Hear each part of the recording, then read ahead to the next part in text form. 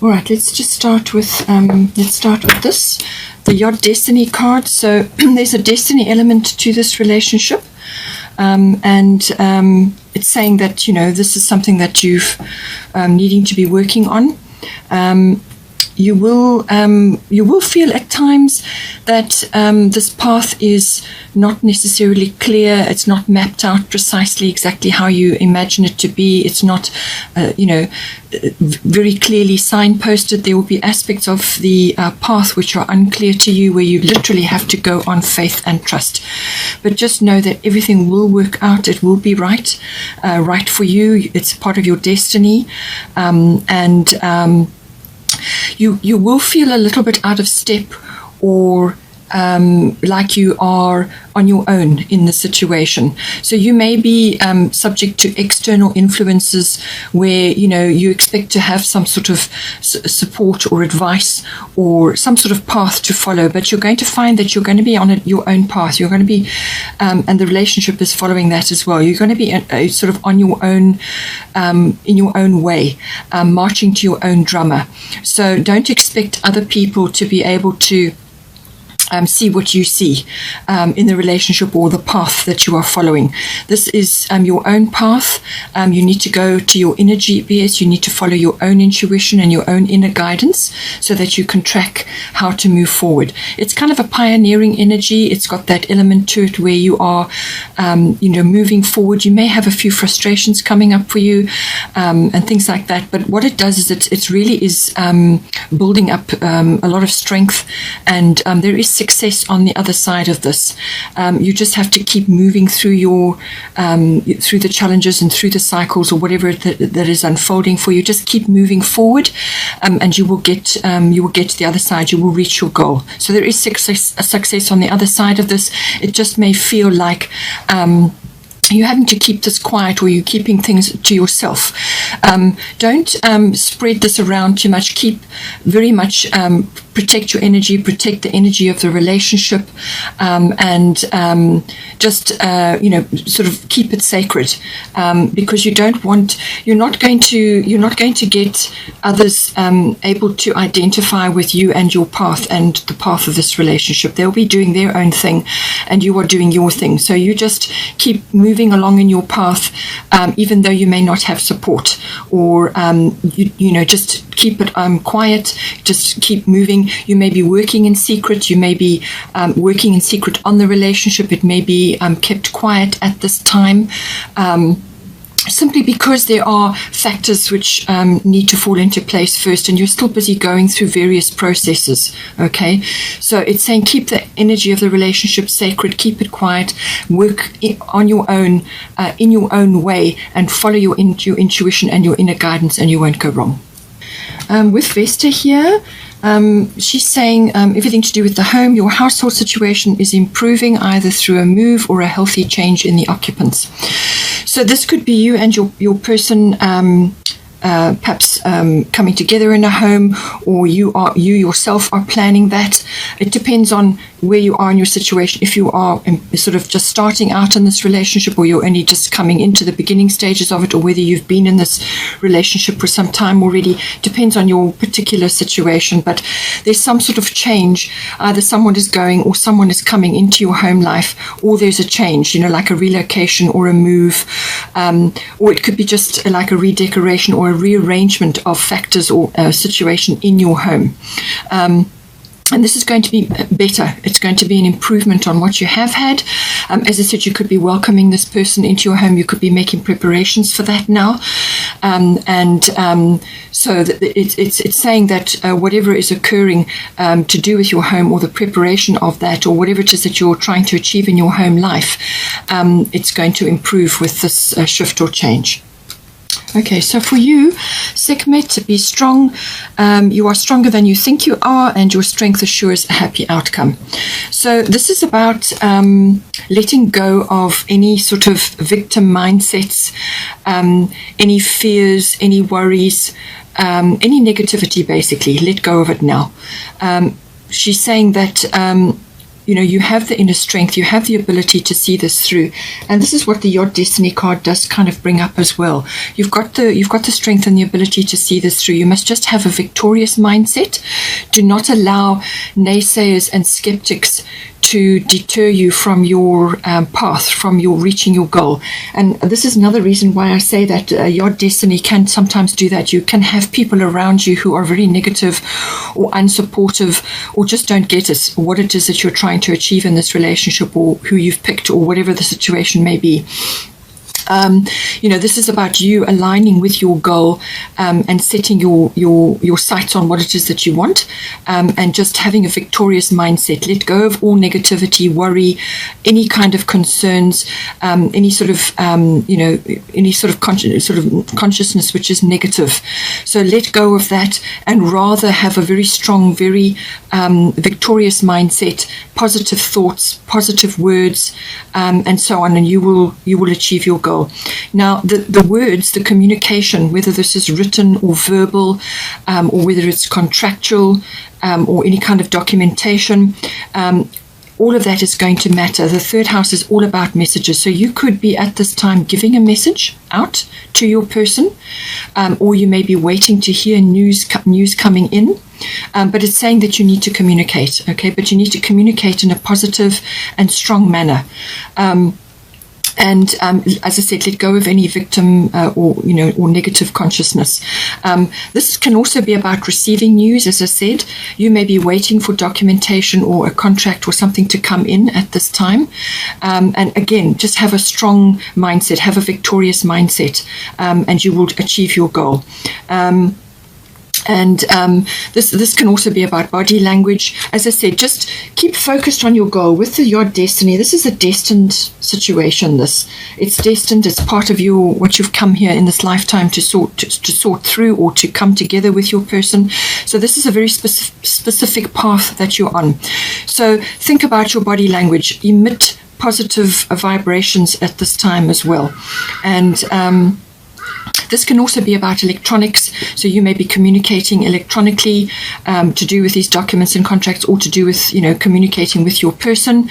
But your words are going to be very, very important. That is the main thing of the third house. Okay, and it's important. Some short trips may be involved at this time, but I feel it's more about communication. Communicate with your person, keep them in the loop, and have this very positive mindset, and you will conquer. Your person has a very bright future. Stop worrying, everything is going to be fine. So you may be seeing them in this light at this time, but they also may need a bit of reassurance. So this is where your communication comes in as well. Just to let them know, where you stand and what your situation is. So be clear with your communication. Be supportive of them, and because they may also be, they can't mind read. So you need to be able to communicate with them, and keep them, keep your communications clear. They've got a bright future. Lakshmi is a very abundant goddess. She comes in loaded with abundance. So this person may very well embody this. They've got a very abundant way about them. Everything they touch has some kind of abundance about it. So it could be that they have wonderful ideas, or they're going to receive a windfall of some sort, or it can also be augur well for your relationship as well. They bring abundance with them. When you come together in a relationship, or if you are already in a relationship, then they are activating this now. And it's about tapping into an abundance mindset, and having an abundance consciousness. So all of this is possible for this person and within your relationship. And just to let go of any worries. Everything is going to be fine. Everything will work out exactly as it's supposed to. Again, let go of negative thinking, negative mindsets, or any kind of negativity whatsoever. So your person may be, wondering about certain things. So this is why it's important that you communicate and be clear about your intentions and what you're trying to do here.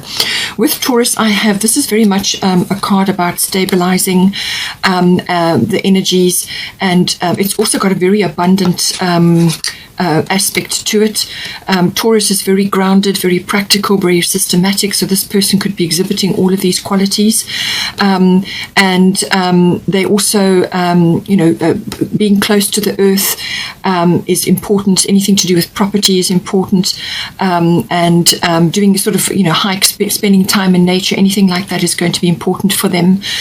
Just to connect with the earth and to ground themselves. It's also important, they could be a very sensual person.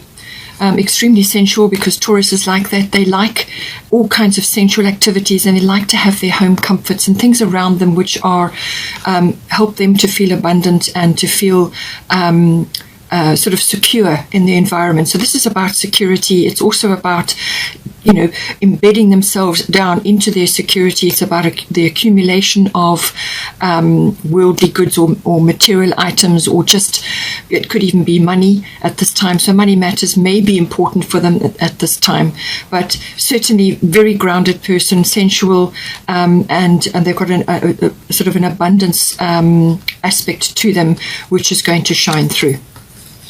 But bright future. Okay, for the current situation, we have Sikh quiet time. We've got Libra eye balance. So this is the commitment card. This is Libra rules the 7th house, which is the house of relationships. But this is not a simple love affair. This is the next level. So you may be at this time moving to the next level. It's saying that partnership is appropriate at this time. You will be able to support each other, and you will get further together than if you had tried to do this each on your own. So this is about mutual support, mutual understanding, balancing things, balancing your needs with their needs, and articulating that. So again, we come back to communication, articulating your needs, and they must articulate theirs, and then you come to some sort of mediation, negotiation, and it's about the merging of all your resources, whether they're emotional or material, coming into a relationship, and all of those aspects. But certainly love, commitment, marriage even comes in with this card.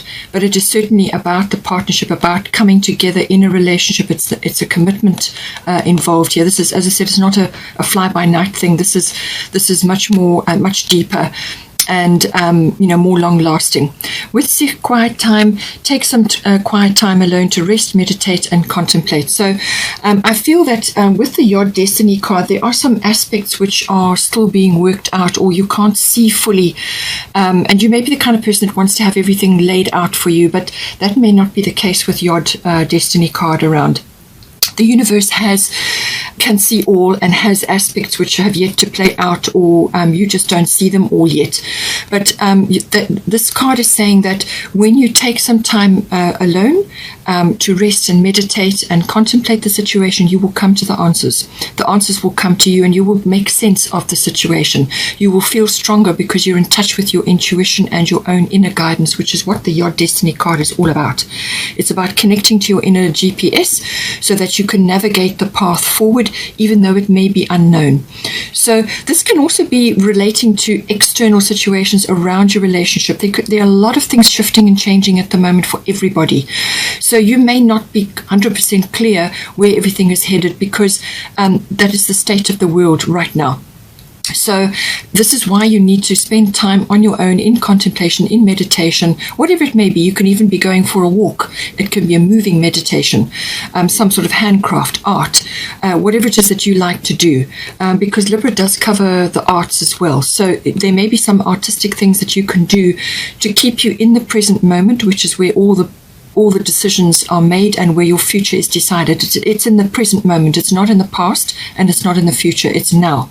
So what can you do now to make the very best decisions for your relationship, and how you're going to come together and how you're navigating all the various aspects. But take time out to do that. Then here we've got, for the advice section, we've got Ishtar boundaries. Love yourself enough to say no to others' demands on your time and energy. So again, I feel that this is to do with this quiet time that you require at this time. So this is blocking out certain people or aspects of your life which are making demands on your energy. And this prevents you from having this quiet time, this contemplation, and to build up your strength and to navigate your path. People taking energetic people taking things from you, shaping your time. Take control of your schedule. Take control of your schedule. Set aside time for your own personal development and your own personal quiet time, meditation, and so on. In nature, it's going to be important as well.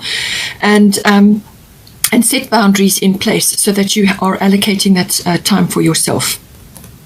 It can also, in certain circumstances, indicate that you may have some blocks about certain things. You may have put walls up around yourself which are going to block you from moving forward.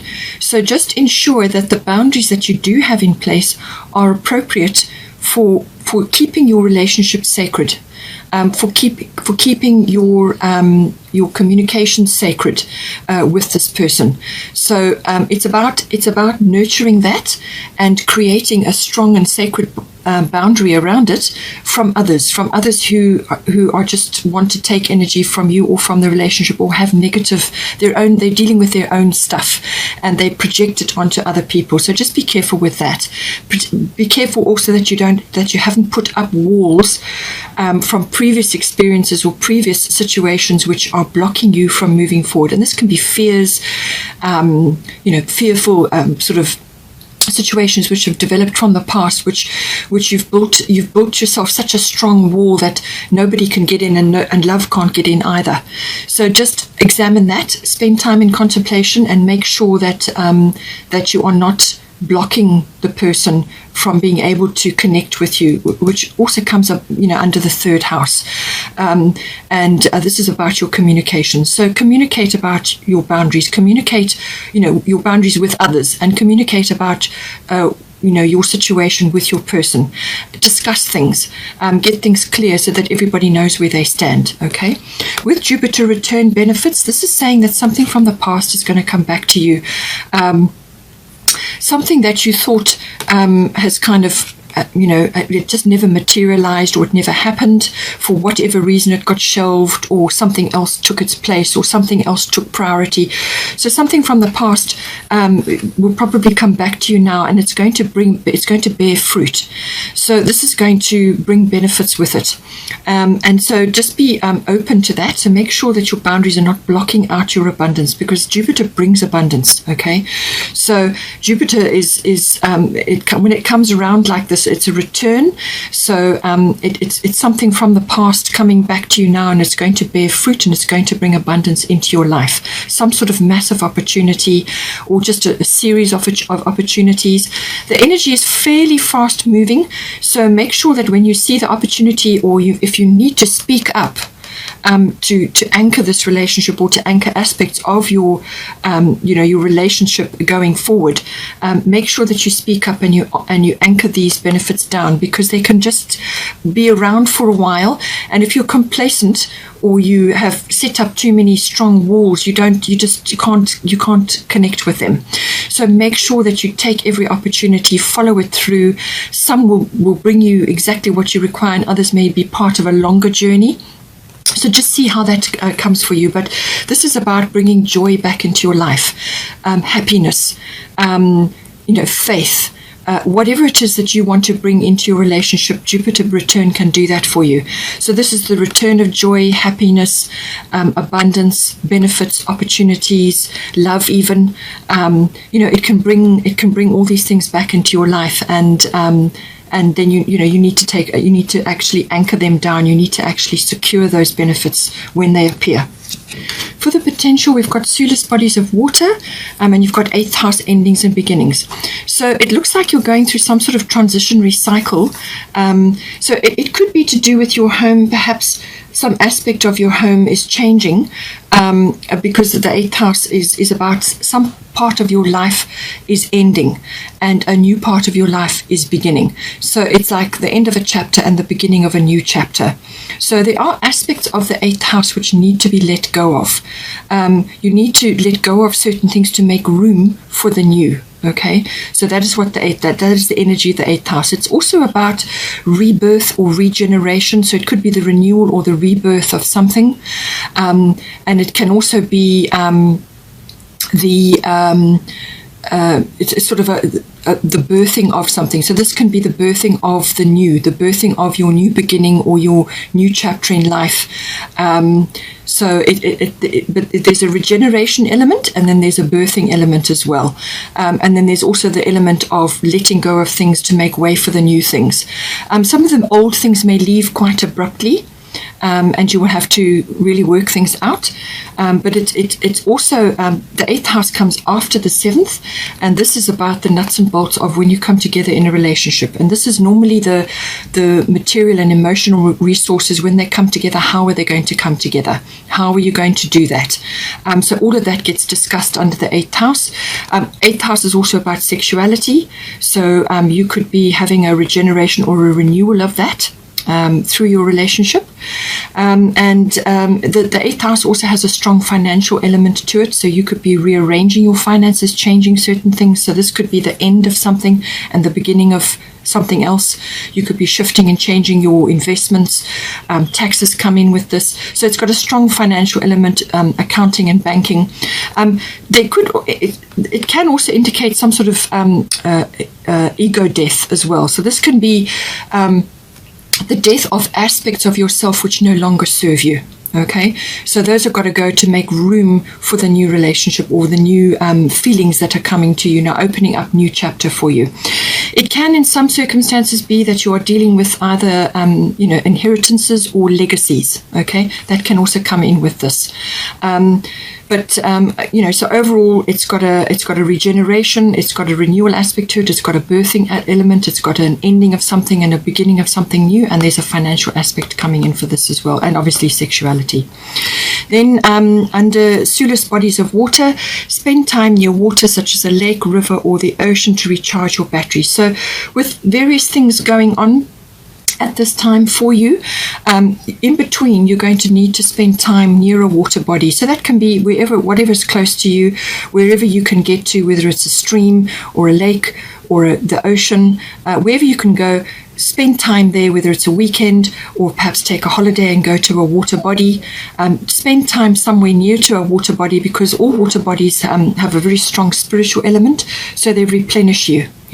They replenish your energies, they cleanse your aura, and so on. So if you can swim in the ocean or in a clear pure stream or something like that, depending on where you are in the world and what's happening around you.